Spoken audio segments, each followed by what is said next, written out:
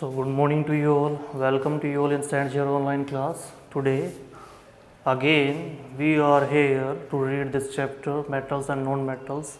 We have completed the physical properties of metals and non-metals. Okay, this is the third chapter of chemistry, part third. Okay, and today we are just going to read chemical property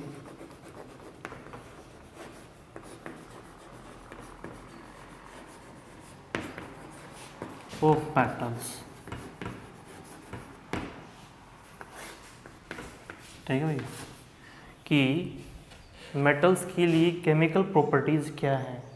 तो मैं आपको बताना चाहता हूँ, जैसे आपने देखा होगा हमने कोई लोहे का बर्तन लिया है, या मान लो अपन ने कोई लोहे की चीज़ ली है, या साथ में जैसे सपोज करो अपन कोई कॉपर की चीज़ लेते हैं, कॉपर के जैसे जग वगैरह आते हैं, कॉपर के और बर्तन हैं, तो ये आपने देखे होंगे कि ये ज़्यादा ग्रीनिश कलर के हो जाएंगे कुछ समय के बाद। पहले इनके ऊपर शाइनिंग रहती है, लेकिन कुछ समय बाद हम देखते हैं ये ग्रीनिश हो जाते हैं। ठीक है, ऐसे ही लोहे के ऊपर आपने देखा होगा ये ब्राउनिश हो जाता है या रेडिश हो जाएगा। ठीक है, इसके ऊपर एक लेयर आ जाती है। ऐसा क्यों होता है? और आपको पता होना चाहिए कि भाई आयरन वगैरह जो है, या इनकी सेफ्टी के लिए हम इनके ऊपर पेंट वगैरह करते हैं या कोटिंग करते हैं। इससे यही रीज़न है कि होता क्या है, ये कुछ समय बाद अपने आप ही मॉइस्ट यानी जो नमी है हवा के अंदर उससे, और साथ ही ऑक्सीजन, जब ये रिएक्ट करते हैं, रिएक्ट करने के बाद ये क्या बना लेते हैं, मेटेलिक ऑक्साइड बना लेते हैं। ठीक है, और सबका मेटेलिक ऑक्साइड अलग अलग होता है, लेकिन ये बेसिक नेचर का होता है। ठीक है, और जब क्या करते हैं अपन इस मेटेलिक ऑक्साइड को, आपने देखा होगा जैसे लोहे के लिए बताऊँ मैं मेटेलिक ऑक्साइड, तो ये एक रस्ट का फॉर्म ले लेता है। ठीक है, ब्राउनिश कलर का हो जाएगा। जैसे देखो लोहा लिया हमने, यानी Fe क्या है, आयरन, जिसको फेरस बोलेंगे, Fe। ठीक है, और इसकी क्रिया करवाई है हमने ऑक्सीजन गैस से। O2 क्या है, ऑक्सीजन गैस। मैंने अभी आपको बताया था कि दो एटम जुड़कर क्या बनाते हैं, एक एटम बनाते हैं किसका, ऑक्सीजन गैस का। ठीक है, तो ये आपस में कंबाइन होंगे और क्या बना देते हैं,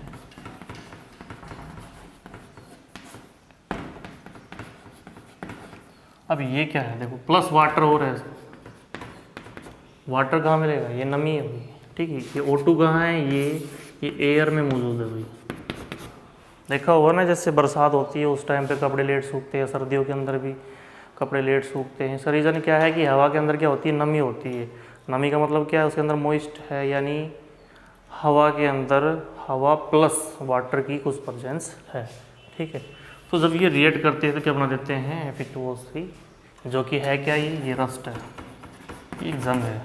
इससे क्या होता है कि जो लोहा है हमारा वो ख़राब होने लग जाता है, और धीरे धीरे उसकी दक्षता है, यानी उसकी जो स्ट्रॉन्गनेस है, ताकत, वो कमज़ोर पड़ने लग जाती है। ठीक है, इसलिए हम उसको बचाने के लिए, प्रिवेंशन के लिए क्या करते हैं, उसको पेंट करते हैं। यही रीज़न है कि हम उसमें पेंट क्यों करते हैं। तो यानी जो लोहा है ये क्या है, कोई मेटल, और मेटल जब भी रिएक्ट कर रही है किससे, ऑक्सीजन से, तो क्या बना रही है, मेटेलिक ऑक्साइड। यानी कोई भी मेटल, लगभग जो मेटल है उनके बारे में बताना चाहूँगा आपको। मोस्टली जो मेटल है वो जब भी ऑक्सीजन गैस से रिएक्ट करेंगी तो हमेशा मेटेलिक ऑक्साइड बनाएंगी, मेटेलिक ऑक्साइड फॉर्म करेंगी। ठीक है, जैसे मैं बात करूँ Mg की, मैग्नीशियम है, इसको ऑक्सीजन में बर्न करते हैं, ऑक्सीजन की प्रेजेंस यानी एयर में बर्न करते हैं, तो उस टाइम पे क्या बना देता है, ये MgO, मैग्नीशियम ऑक्साइड। ठीक है, इसको बैलेंस करोगे तो यहाँ 2 लगा लो, इधर भी 2 लगा लो, ये बैलेंस हो जाएगी। 2 एटम इसके हो गए, 2 एटम इसके हो गए। इस तरीके से बैलेंस कर सकते हैं, बताऊँगा बैलेंसिंग भी क्या होती है। तो मैंने आपको बताया कि मैग्नीशियम रिबन को हमने बर्न किया। मैग्नीशियम क्या होगी, एक मेटल होगी, उसको हमने बर्न किया। बर्न करना मतलब वहाँ पे अभी हम O2 से ही रिएक्ट करवा रहे हैं, और बर्न करने के बाद हमारे पास क्या बन गया है, MgO। ये जो है ये ऐश है, क्या है, ब्राउन या वाइट ऐश है। कैसी है, वाइट ऐश है। ये जो रस्ट था ये किस कलर का था, रेडिश था, या ब्राउनिश भी बोल सकते हैं इसको, ब्राउनिश कलर का होगा।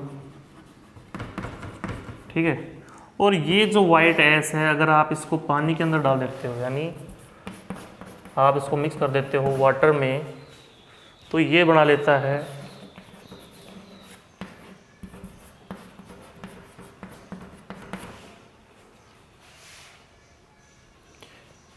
ये बनेगा हमारा MgOH whole twice, milk of magnesia आप इसको बोल सकते हो। यानी हमने क्या किया था, हमने यहाँ प्लस में गैस और बाहर आएगी, हाइड्रोजन गैस बाहर निकलेगी और पॉप साउंड भी होगी, क्योंकि वो जो गैस निकलती है बाहर वो पॉप साउंड के साथ निकलती है, ठीक है। तो हमने क्या किया, Mg रिबन यानी मैग्नीशियम रिबन को हमने जलाया, ऑक्सीजन से क्रिया हुई, तो इसका मतलब क्या बन गया, वहाँ पे मैग्नीशियम ऑक्साइड बन गया, जो कि एक मेटेलिक ऑक्साइड है। और उसको जब हम पानी में मिक्स करते हैं, ये मेटेलिक ऑक्साइड जो बना है किस फॉर्म में है, एस की फॉर्म में, यानी राख की फॉर्म में है। और इसको हमने मिला दिया किसमें, पानी में मिक्स कर दिया, और मिक्स करने के बाद हमारे पास बन गया MgOH होल ट्वाइस, जो कि मिल्क ऑफ मैग्नीशिया है। और यहाँ से हाइड्रोजन गैस भी रिलीज होती है H2। जब ये गैस रिलीज होगी, देखो गैस है इसलिए मैंने एरो साइन ऊपर की ओर लगाया, क्योंकि गैस जो है ऊपर उड़ जाएगी, ठीक है, इसलिए एरो साइन लगाया है।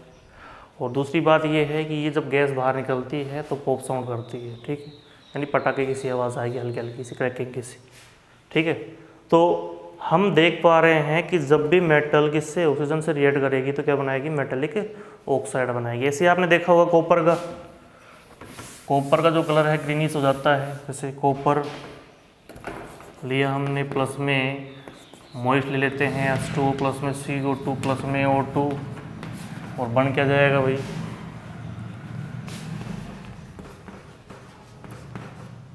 प्लस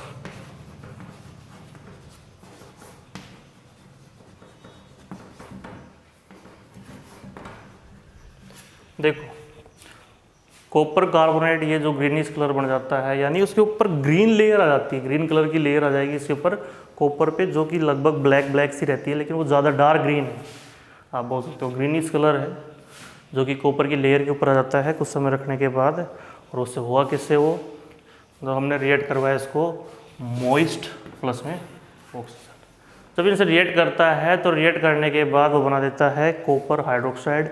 ये कॉपर हाइड्रोक्साइड क्या है, बेसिक है नेचर में, क्या है, बेसिक है नेचर में, जिसके साथ लगभग आपको OH मिलेगा, वो क्या है, बेस होगा। मैंने आपको बताया था, हमने पिछली क्लास में पढ़ा था कि एसिड और बेस क्या है। एसिड वो हैं जो जल के अंदर मिक्स होने के बाद, यानी वाटर में मिक्स होने के बाद क्या दें, H+ आयन दें, वो क्या है, एसिड है। और जो OH आयन देंगे वो क्या है, बेस है।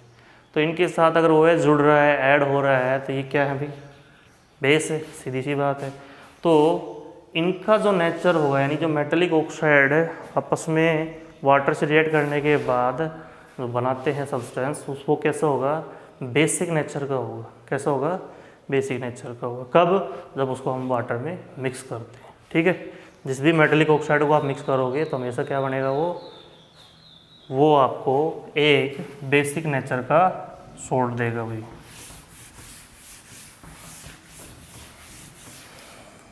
देखो हमने दो बातें पढ़ी हैं। पहली बात, जब भी आप किसी मेटल को रिएक्ट करवाओगे किससे, ऑक्सीजन से, तो बनेगा आपका मेटेलिक ऑक्साइड।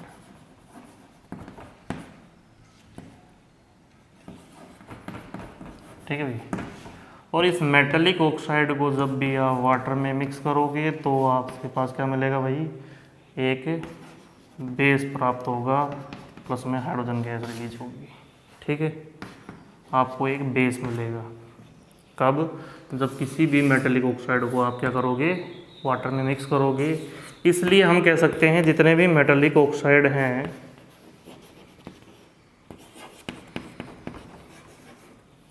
वो बेसिक नेचर के होंगे। किसके होंगे, बेसिक नेचर के। अब क्वेश्चन ये उठता है भाई, हमें कैसे पता चला वो बेसिक नेचर का है या नहीं है। तो हम क्या करेंगे, हमने जैसे रस्ट ली, ठीक है भाई, रस्ट को उतार के हमने क्या किया, किसके ऊपर रख दिया, पानी में डाल दिया। पानी में मिक्स होने के बाद हम क्या लेंगे, लिटमस पेपर लेंगे। ठीक है, अब लिटमस पेपर में आपने देखा होगा कि ये प्रॉपर्टी है उनकी। लिटमस पेपर क्या है, इंडिकेटर है, जो कि हमें ये बताते हैं कि जो सॉल्यूशन है वो एसिडिक है या बेसिक है।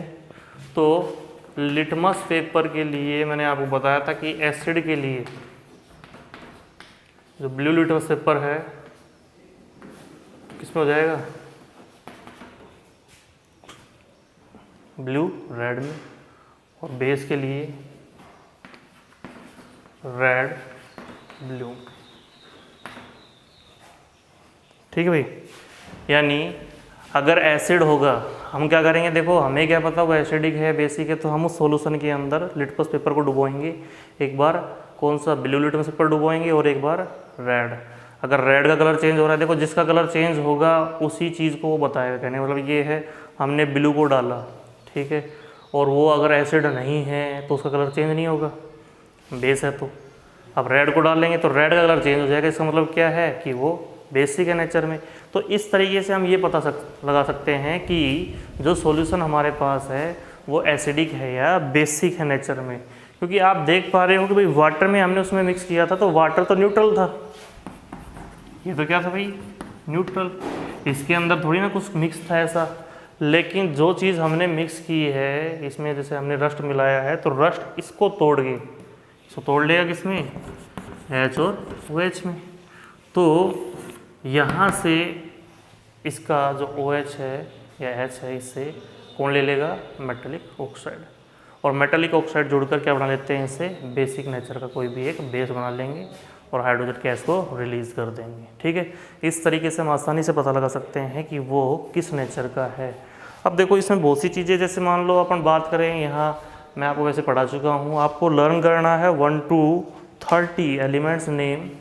ठीक है, और साथ में उनकी वैलेंसी भी आपको याद होनी चाहिए, जिससे जैसे मैं अभी आपको बता रहा था कि भाई Fe की अगर O से रिएक्शन हो रही है और ये FeO बना दिया तो फॉर्मूला ये थोड़ी ना बनेगा। इसकी जो चार्ज की बात करूँ तो इसकी -2 हो गई और इसके पास तो क्या होते हैं, यहाँ 2 है 3, यहाँ 3 है, Fe की कितनी है 3। अब ये इस तरीके से फॉर्मुलाइज्ड होंगे, यानी ये जो 2 है वो यहाँ जाएगा और ये 3 यहाँ, तो इसलिए इनका जो फॉर्मूला है वो बन जाता है Fe2O3।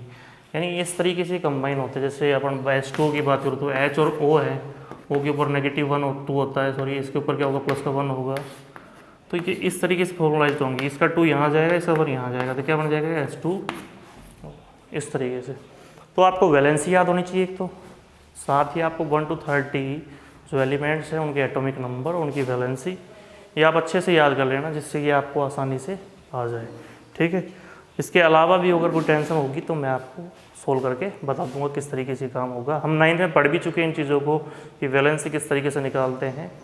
अगर ऐसी कोई समस्या है तो आप ग्रुप के अंदर अपने कमेंट ज़रूर डालें कि हमें वैलेंसी दोबारा पढ़नी है, तो मैं आपको उसको दोबारा पढ़ाऊँगा। उनके एटॉमिक नंबर, एटॉमिक मास, ये सारी चीज़ें हम दोबारा से पढ़ेंगे। ठीक है, तो हमने केमिकल प्रॉपर्टी की बात की कि भाई किसी भी मेटल को अगर अपन क्या करवाते हैं, रिएक्ट करवाते हैं ऑक्सीजन से या ऑक्सीजन की प्रेजेंस में उसको बर्न करते हैं, तो जैसे मैग्नीशियम रिबन की मैं बात करूँ, इसको अगर बर्न करेंगे तो यहाँ हमारे पास क्या मिलेगी भाई, लाइट मिलेगी हमें, बहुत ही हाईलाइट जो वाइट कलर की लाइट है वो जनरेट होगी और जिससे क्या बनती है, राख बनेगी। और जो ऐश होगी वो वाइट कलर की होगी, वो जो राख होगी। और वो जो राख है वो कैसी होती है भाई, वो मेटेलिक ऑक्साइड है, उसको हमने वाटर में मिक्स किया तो क्या बन जाता है, वो बेस फॉर्म कर देता है। इसलिए हम बोल देते हैं कि भाई मेटेलिक ऑक्साइड जो हैं जितने भी, वो सब क्या हैं, बेसिक हैं, किसमें, नेचर के अंदर। ठीक है, इसके बाद हम बात करते हैं कि भाई कुछ एक जो हमारे पास मेटल है, जैसे मैं बात करूँ गोल्ड की और सिल्वर की, वो मॉइस्ट से रिएक्ट नहीं करते, यानी उनको अगर अपन बर्न करेंगे तो वो मेटेलिक ऑक्साइड फॉर्म जल्दी से नहीं करते हैं, एक्सेप्शनल केस में हुए। किसी बात की मैंने, गोल्ड की और सिल्वर की। इसलिए सोना और जो चांदी है, आपने देखा होगा कि उनका जो कलर है वो मोस्टली, यानी बहुत ही लंबे समय तक भी हम देख पाएंगे उनका कलर सेम वैसा ही रहता है। अगर अपन रेगुलर यूज़ करते हैं तो उनके ऊपर डस्ट पार्टिकल वगैरह जमा हो जाते हैं जिससे उनका कलर ब्लैक हो जाता है, लेकिन वापस से रब किया जाए तो वापस से, तो अगर अपन सभी मेटल्स को रब करेंगे तो उनका कलर सेम एज इट वैसा ही हो जाएगा, क्योंकि रब करने से उनके जो पार्टिकल्स हैं वो चार्ज हो जाते हैं, मान लो आप एक तरीके से, और उनके ऊपर क्या जाता है भाई, साइनिंग वापस से आ जाती है। क्योंकि साइनिंग किससे आएगी कि जब इलेक्ट्रॉन अपनी एनर्जी लेवल बढ़ा के और अपनी एनर्जी को रिलीज करते हैं तो उससे साइनिंग शो होती है, ठीक है। तो चमक जो है उसी की वजह से होती है। लेकिन जैसे जैसे एनवायरमेंटल जो मॉइस्चर है या एयर वगैरह जो है, इनसे जब रिएक्ट होती है वो चीज़ें, तो उनके ऊपर क्या जाती है, लेयर जम जाती है। जैसे अभी मैंने आपको बताया था कॉपर जग के बारे में, मैंने बताया आपको, हाँ सिल्वर, और जैसे मैंने आपको लोहे के बारे में बताया उसके ऊपर जंग लग जाती है। तो इस तरीके की चीज़ें जो है हमें थोड़ी सी याद रखनी है। तो जो हमारे पास रह गया वो क्या है भाई, केमिकल प्रॉपर्टी हम पढ़ेंगे किसकी, नॉन मेटल की, यानी गैस की, कि गैसेज में ऐसा क्या होता है जो किस तरीके से वो रिएक्ट करती हैं किसी भी केमिकल के साथ, क्या फॉर्म करती हैं। जैसे अपन बात करें सल्फ़र की, अगर उसको अपन ऑक्सीजन से क्या करवाते हैं, रिएक्ट करवाते हैं, SO2 बनता है। SO2 बनने के बाद जब अपन उसको वाटर से यानी ऐड करते हैं तो वहाँ पर क्या बन जाता है, HSO3, H2SO3। H2SO3 जो है वो सल्फ्यूरस एसिड है, वहाँ एसिड मिल गया हमें, यानी वो एसिडिक होंगे नेचर के अंदर। यानी जितने भी नॉन मेटल्स हैं, नॉन मेटल्स को अगर अपन रिएक्ट करवाते हैं किसके साथ, कोई भी नॉन मेटल है अगर अपन उसको रिएक्ट करवाते हैं ऑक्सीजन की प्रेजेंस में, तो वहाँ हमें क्या मिलता है, एसिड मिलता है, यानी वो एसिडिक होते हैं नेचर में। और मेटलिक ऑक्साइड जो होंगे, ये बात लर्न करने की है, मेटलिक ऑक्साइड ये बेसिक होते हैं नेचर में, ठीक है भाई। और नॉन मेटलिक ऑक्साइड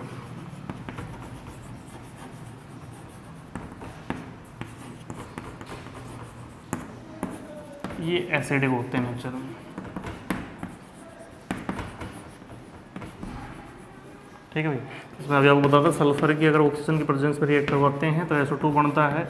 इसको अगर अपन वाटर से रिएक्ट करते हैं, यानी पानी के अंदर रिएक्ट करने का मतलब क्या है, उसको मिक्स करना उसके अंदर। जब उसको उसमें मिक्स करते हैं, इसमें डालते हैं, गैस को इसमें से फ्लो करवाते हैं, तो हमारे पास सल्फ्यूरस